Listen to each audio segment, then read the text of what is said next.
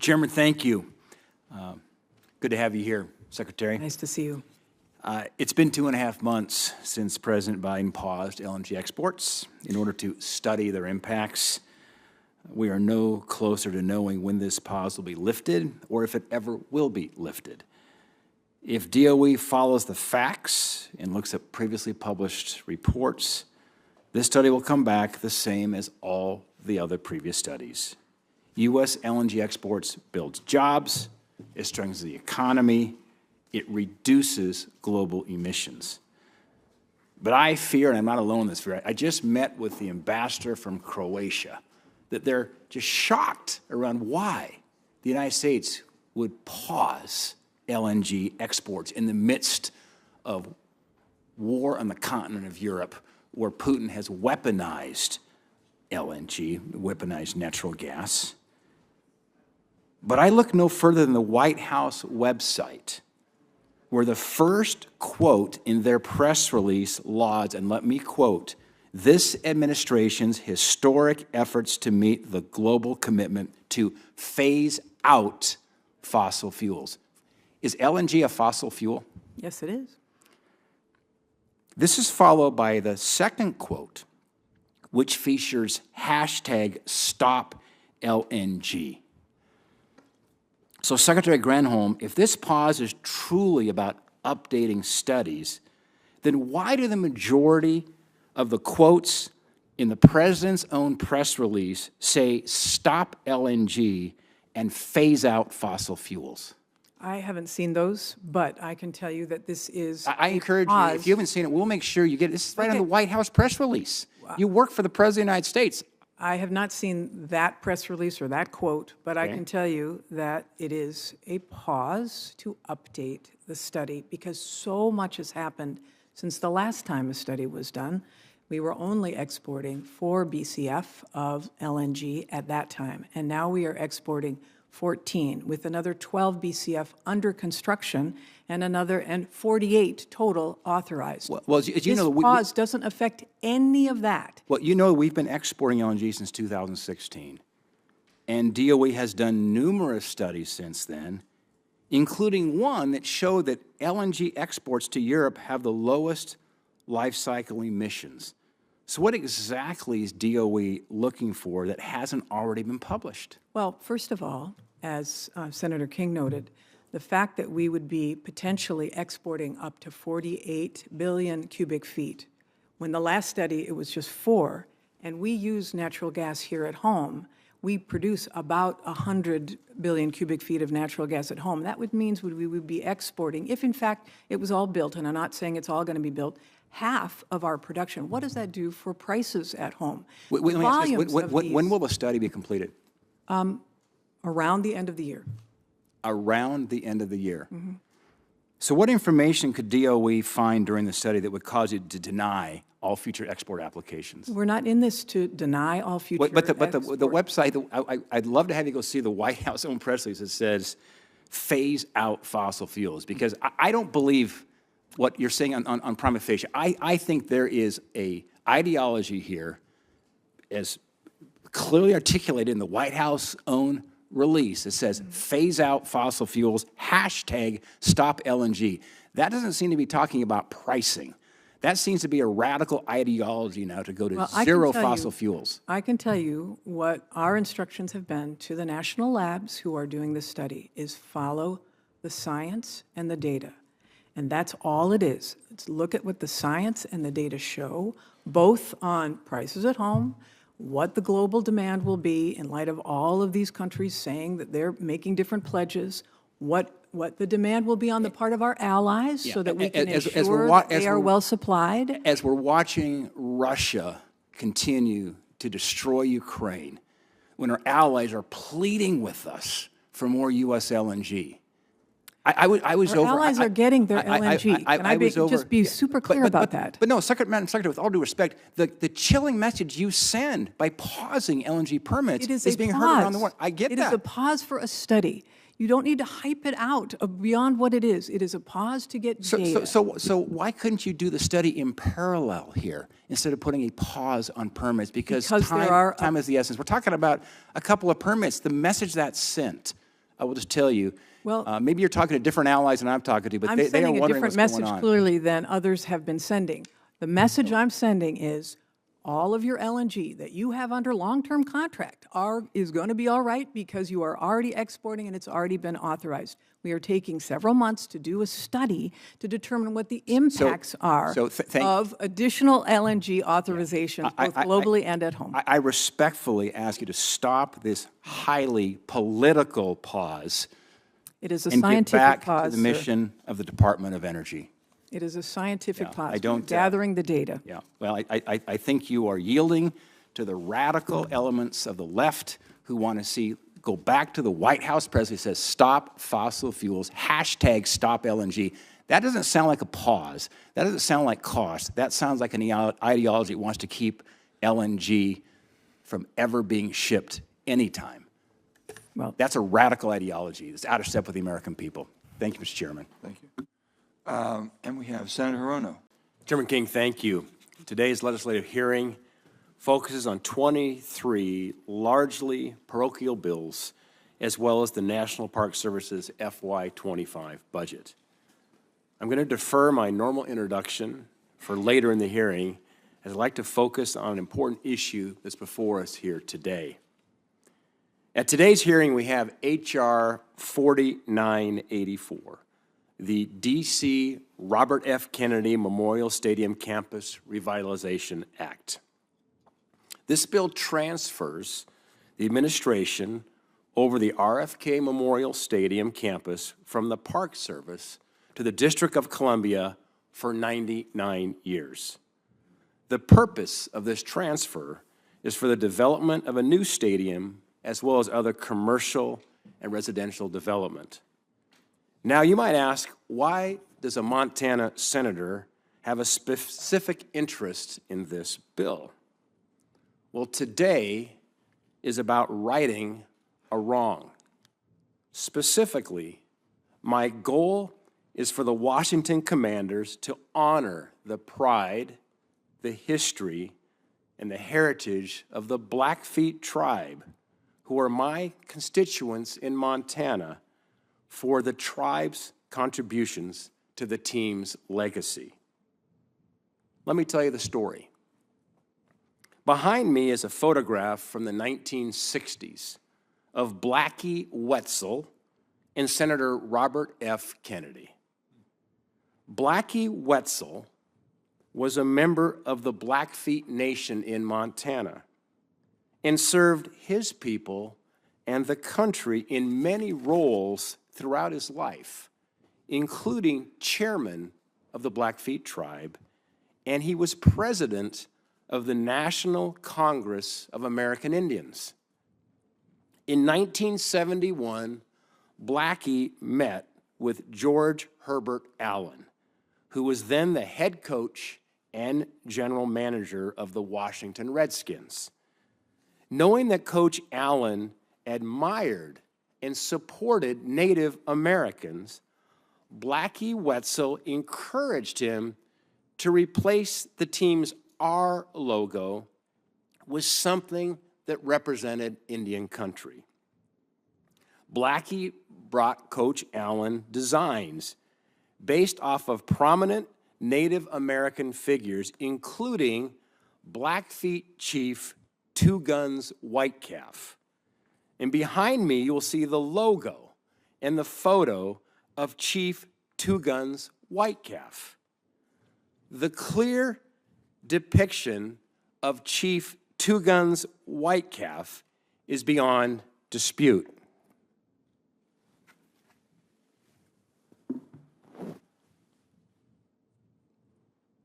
On behalf of the team, Coach Allen adopted the new iconic logo that's placed prominently on this beautiful helmet that I received from former players.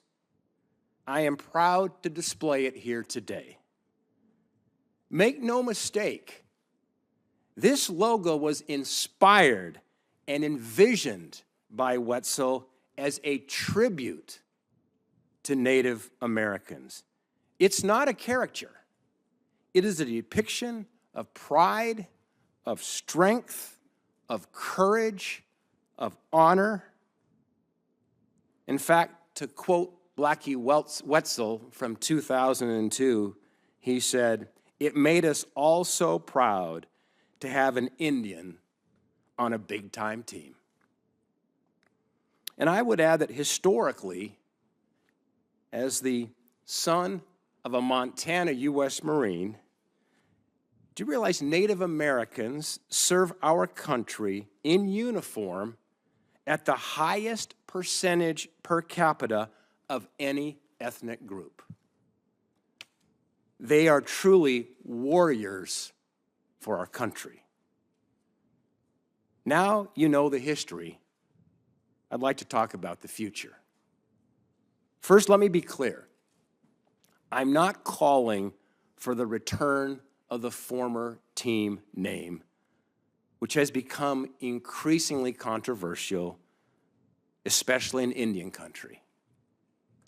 But the logo itself remains a point of pride for many in Indian country, and specifically for the Wetzel family.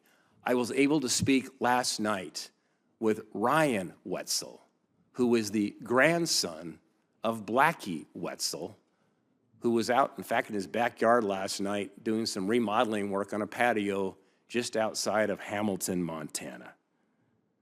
The failure to properly honor the pride and the history embodied by this iconic logo must be made right by both the team's new ownership and the NFL.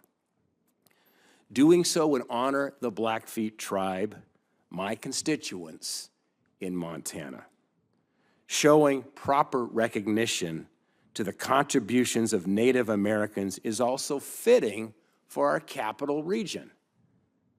As the National Parks website points out, our nation's capital is full of American Indian heritage. Simply look outside at the names in the region. For example, the Potomac River, the Quantico Marine Corps Base, and the Chesapeake Bay watershed that spans much of the geographical region that makes up Washington's fan base. What I'm demanding here is very straightforward, that the new team leadership and the NFL sit down with the Wetzel family, sit down with the Blackfeet, sit down with tribal leaders, and find a way to properly honor the history of the logo and the heritage of our tribal nations, and to rededicate the organization as an advocate for Indian country. That effort might take several forms. It might result in restoring the logo with a new team name that is supported by tribal leaders and will bring unity across communities. It could also be telling the story of the logo's connection to the Wetzel family and honoring the Native communities it represents. When I spoke with Ryan Wetzel last night, we recanted a meeting I had with his dad, Don Wetzel, here in Washington, D.C., talking about this very issue. That was back in 2021. Don died not long afterwards. And Ryan just smiled. You could hear a smile over the phone. He said, "My dad would be thrilled to think that we're having this discussion today in Washington in honoring the legacy of this logo." It could be resuming merchandise sales featuring the logo and maybe using a portion of the proceeds to bring awareness to missing and murdered Indigenous women and other tribal causes. For example, on the NFL website, you can buy a retro Houston Oilers jersey with the old logo, but nowhere on the website can you find merchandise with this logo for sale. The new owners in the NFL have the opportunity to heal old wounds, work with families, and enter into a new era. They can properly honor the heritage of the Wetzel family, the Blackfeet tribe, Native Americans across our country. They could honor former players and the community as a whole. There are a lot of former players that have signed this helmet. The team can be a beacon of light for these communities, but until I see meaningful actions that satisfy the Wetzel family and other tribal stakeholders, I cannot support this legislation.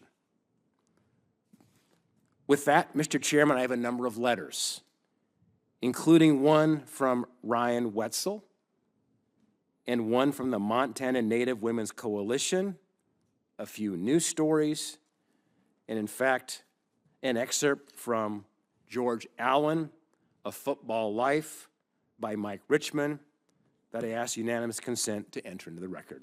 Without objection. Mr. Chairman, thank you, and I turn it back to you and look forward to the discussion. Chairman, thank you. Just on behalf of a bunch of folks in Montana who listen to Jelly Roll a lot, including myself, welcome to the swamp here in D.C. We're glad to have you here.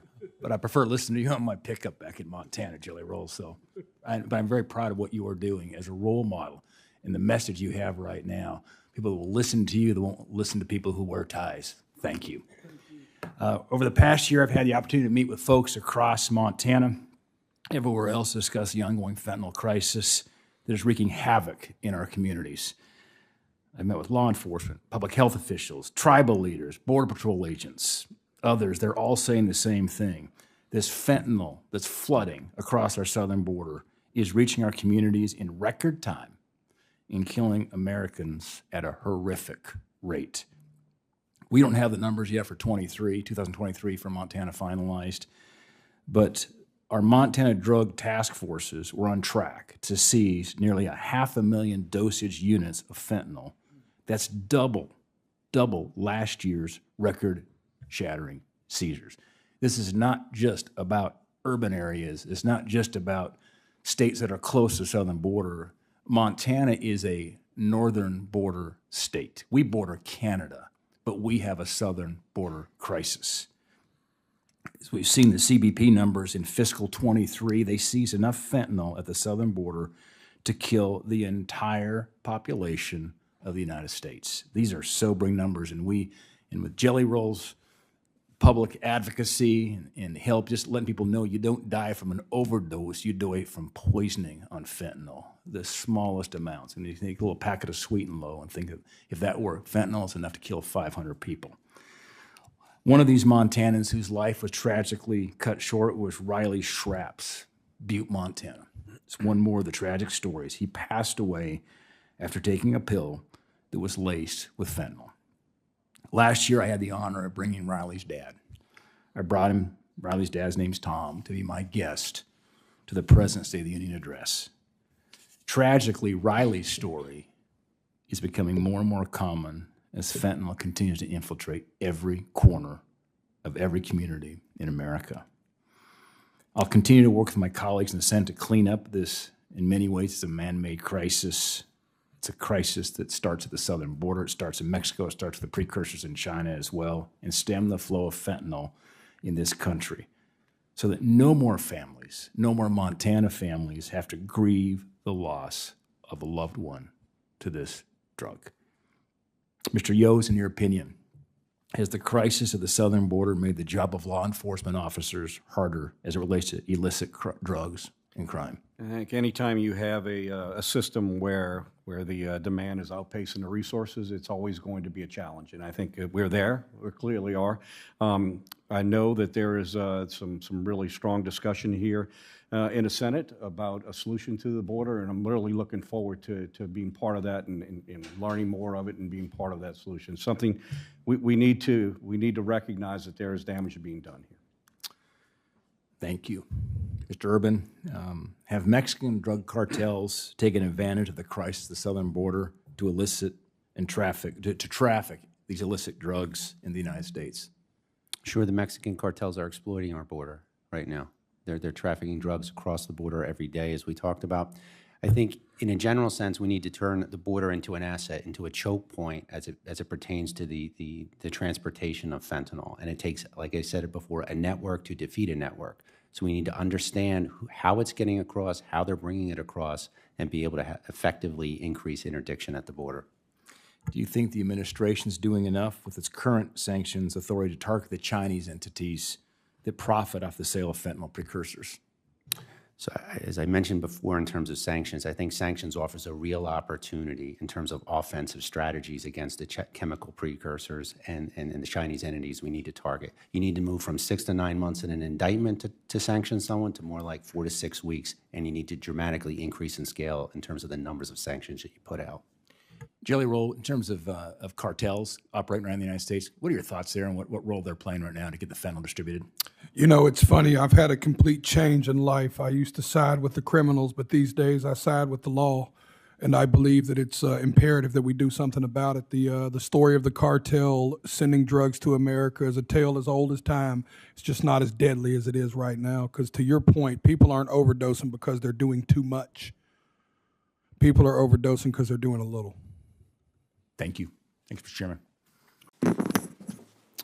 Thank you, Madam Chairman. Secretary Holland, exactly a year ago, you were before this committee to testify and asked you about the U.S. Fish and Wildlife Service's 12-month status review on grizzly bears in the Greater Yellowstone ecosystem and Northern Continental Divide ecosystem.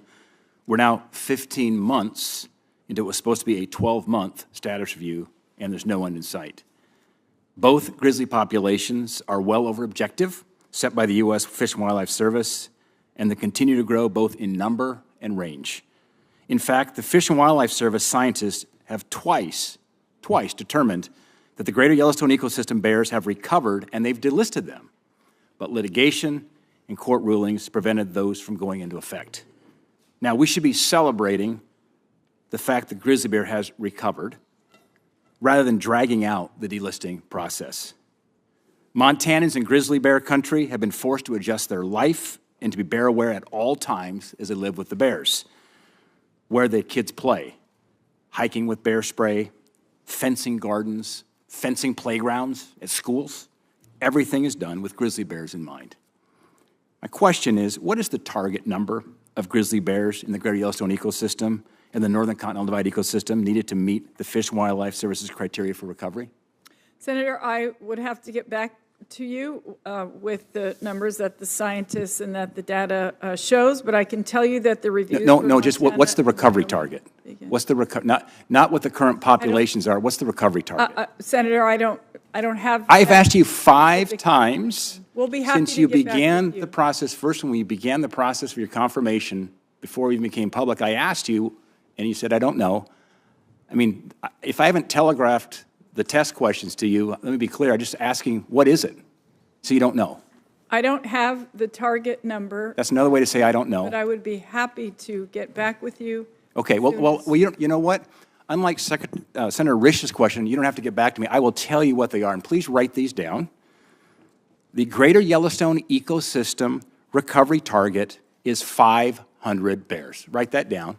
And next time I ask you the question, when you come before me, please have that answer for me. Thank you, sir. The second is the Northern Continental Divide ecosystem. That number is 800 bears. So 500 for Greater Yellowstone, 800 for the Northern Continental Divide. My next question, how many grizzly bears are currently estimated, according to FWS information, to be in the Greater Yellowstone ecosystem and the Northern Continental Divide ecosystem?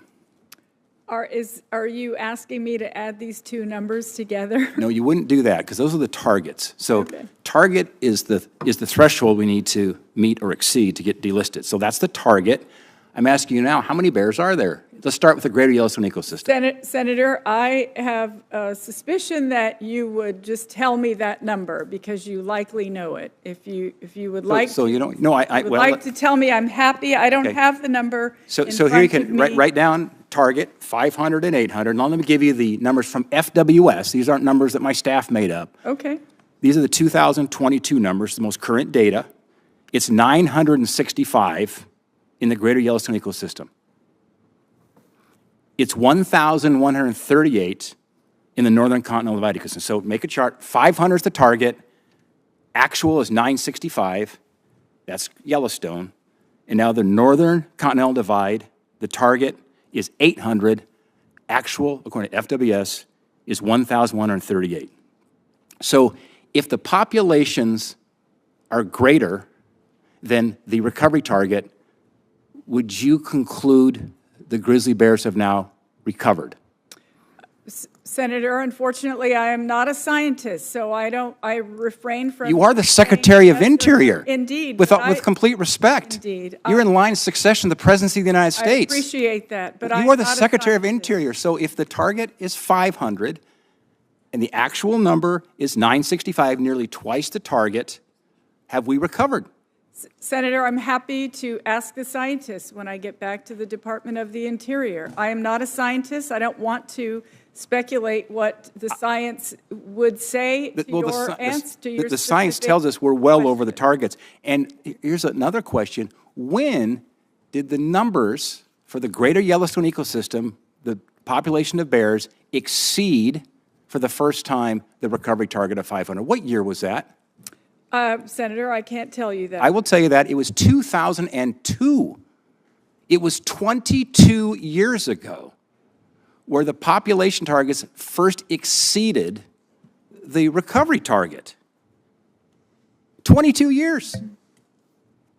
So, question, will you commit to finalize at least the now overdue status review on grizzly bears? It was supposed to be a 12-month review. We're now into 15 months. Will you commit to getting that done here?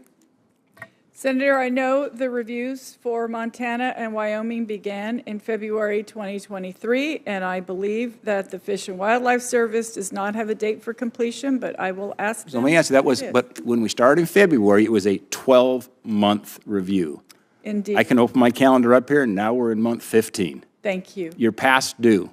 Thank you, Senator. Yeah, and not only that, we are way over the targets. I am pleading with you to look at the science, delist the bears, return the management of this incredible species back to the people of Montana where it belongs. Thank you, Senator. Senator King. Thank you, Madam Chair. Dates. Chairman, thank you. I want to talk about the bonding. The BLM's most recent oil and gas leasing rule increases minimum lease bonds from $10,000 to $150,000. It's a radical change, disregards the cost to reclaim a Montana well. It punishes the small, family-owned oil and gas producers in our state. Simply put, Montana's oil and gas producers can't afford a 1,500% increase in bonding. Did you talk to Montana producers on how this new rule affects them?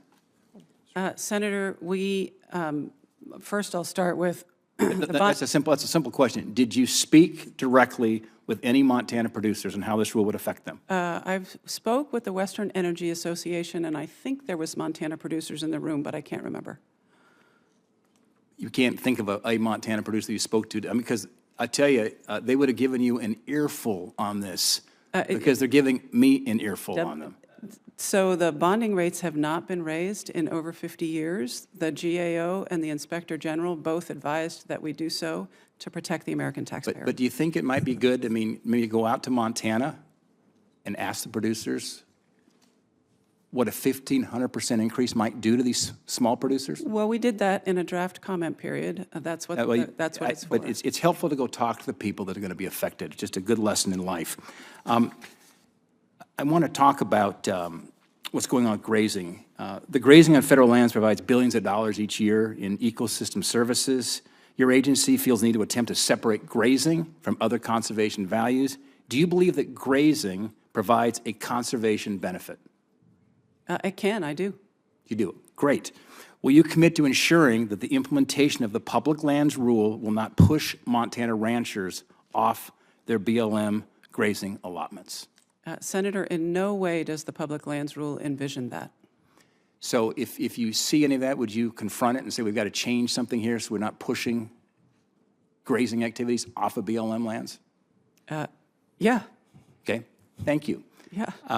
Areas of critical environmental concern are public lands where special management is needed to protect unique resources and scenic landscapes to protect from hazards. I've got a question. They've put these implementations, these restrictions on land while waiting for a formal change to land use plans. What public input would be required prior to these restrictions being put in place? Sorry, I missed the beginning of that. So it's the areas of critical environmental concern? Right. So what input's required before putting these restrictions in place, do you think? As you know, areas of critical environmental concern are only designated through management plans. And management plans last decades in some cases. If somebody brings us a nomination for an ACEC, something arises that we need to address, we look at the relevance and importance criteria, as FLTMA tells us to do. If we find that it meets that criteria, that it's relevant and important and requires specific management, we can put that temporary management into place until we get into the next planning period. One follow-up question, Mr. Chairman, then I'll be finished. Back on the increase here in the bonding, would you meet with some of the Montana producers so you can hear firsthand from them? I would love to.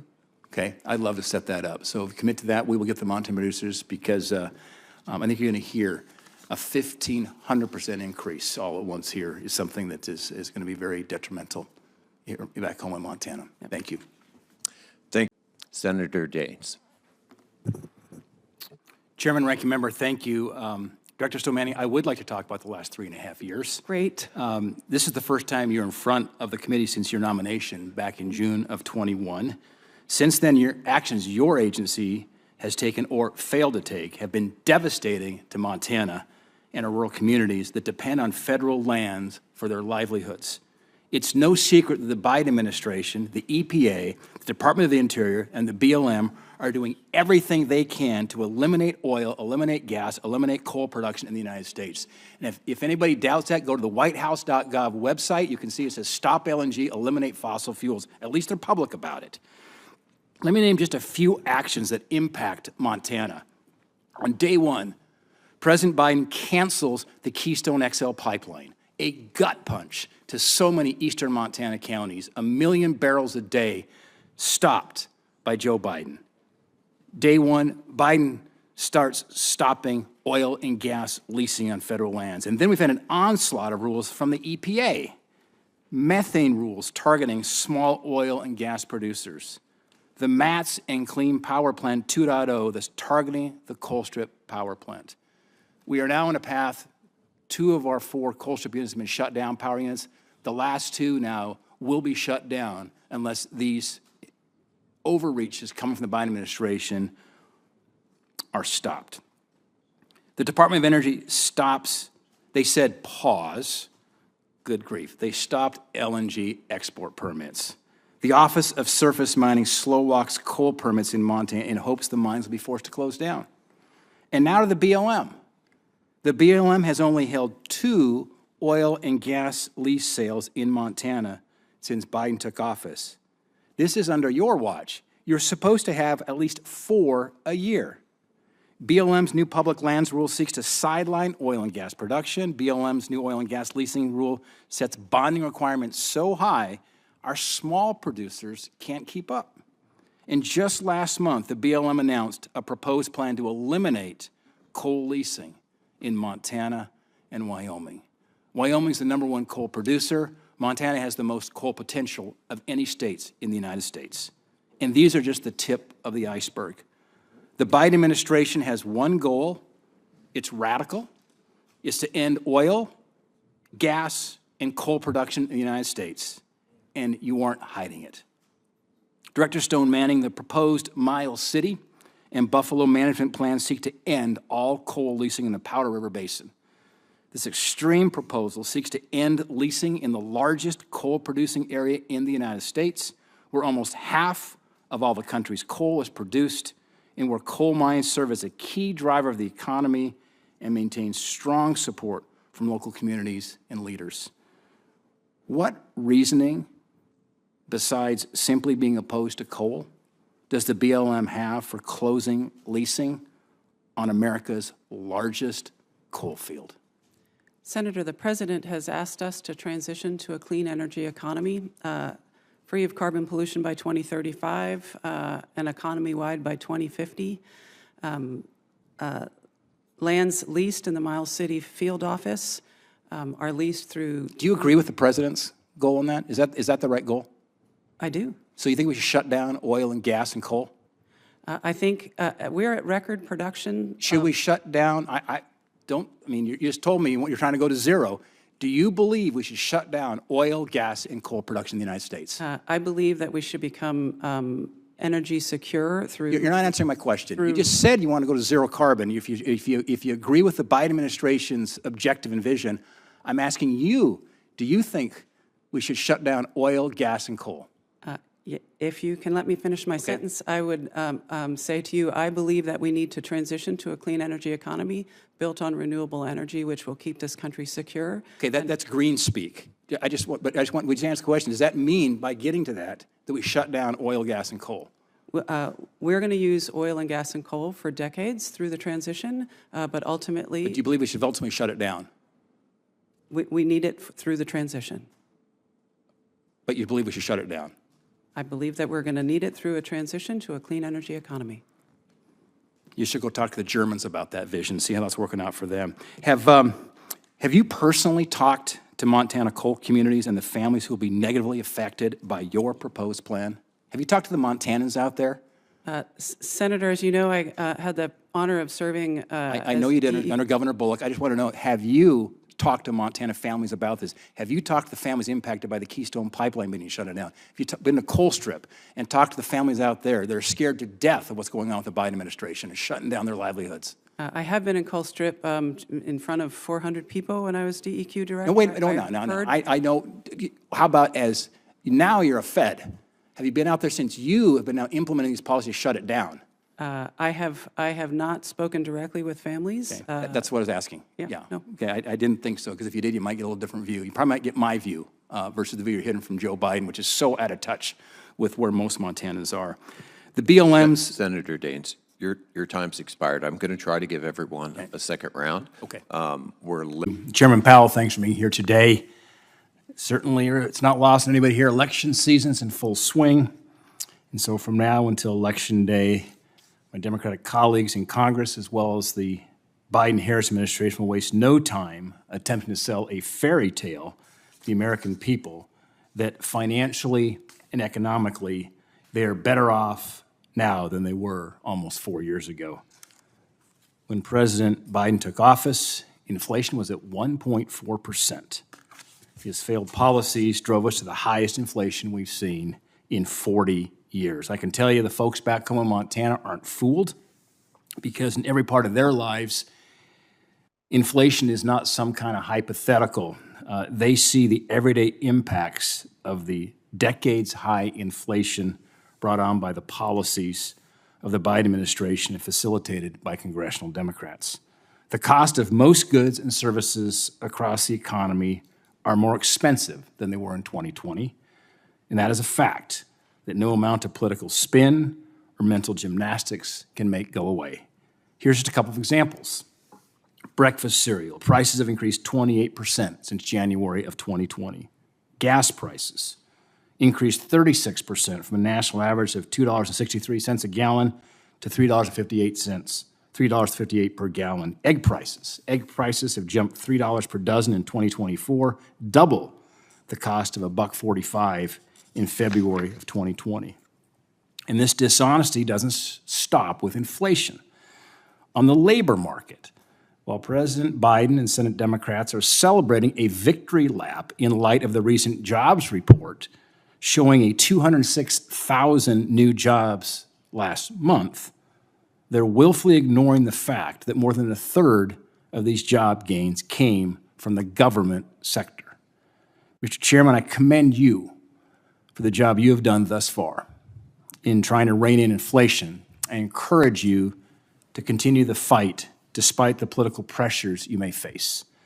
I'm also encouraged by the comments you made earlier this month about the dire need for Washington to address its fiscal imbalance. I couldn't agree more. I've said many times and continue to believe that Washington's culture of reckless spending, of excessive borrowing, is leading us down a very dangerous path by leaving future generations with mountains of debt. And I'm happy to hear you agree with that assessment. Mr. Chairman, given that it's an election year, you're undoubtedly facing immense political pressure to lower rates. Thus far, you've done an admirable job in using the tools at your disposal to fight inflation, and I urge you to continue to be led by data and not calendars or political influence. You said as recently as last week that while things are trending in the right direction, you would need to see further evidence before cutting rates. So here's my question, Mr. Chairman. What specifically are you looking at and looking for as we head into the next FOMC meeting, and how do you factor in this recent labor data, and certainly the significant part of that being government jobs? So we're looking for two things, really. One is just more good inflation data. And we had quite a lot of good inflation data the last 7 months of last year. Then we had kind of a bump in inflation in the first quarter. And now we've had one good and one very good inflation reading, and we need more good data so that we can be confident that what we're seeing is really, that's where inflation's going, that it's going back down toward 2%. We don't need to see it at 2%. Right now we're at 2.6%. So that's on inflation. On the labor market, to your question, we've seen that the labor market has cooled really significantly across so many measures, and a number of people here today have pointed them out, and the unemployment rate has moved up. You see a labor market that is now pretty much in balance, pretty much where it was in 2019. It's not a source of broad inflationary pressures for the economy now, but it's still a strong labor market. 4.1% unemployment is a very good and historically low unemployment rate. So we have a mandate to support maximum employment, and we also are paying close attention. And if we see that the labor market were weakening unexpectedly, which is to say, more than what we've seen in a material way, unexpectedly, then we could also respond to that, because we have a dual mandate, and we now see the two mandates as more in balance than they were a year ago. Really, the focus had to be and was on inflation. Now we need to be focusing on both goals. Chairman, thank you. I want to get one question on Basel III, and then we will. In March, this committee agreed that it was seriously flawed and needed to be completely rewritten. I was encouraged to see reports last month that the Federal Reserve had provided other financial regulation with possible changes to the proposal. My question is, I continue to believe the proposal should be scrapped altogether, but could you share what changes you're planning to make and the status of the ongoing development of the updated proposal? So we've had extensive discussions led by Vice Chair for Supervision Barr with the FDIC and the OCC. We've made a lot of progress in getting close to an agreement on a set of proposed changes. The work that remains is to agree on a process forward. How are we going to move forward?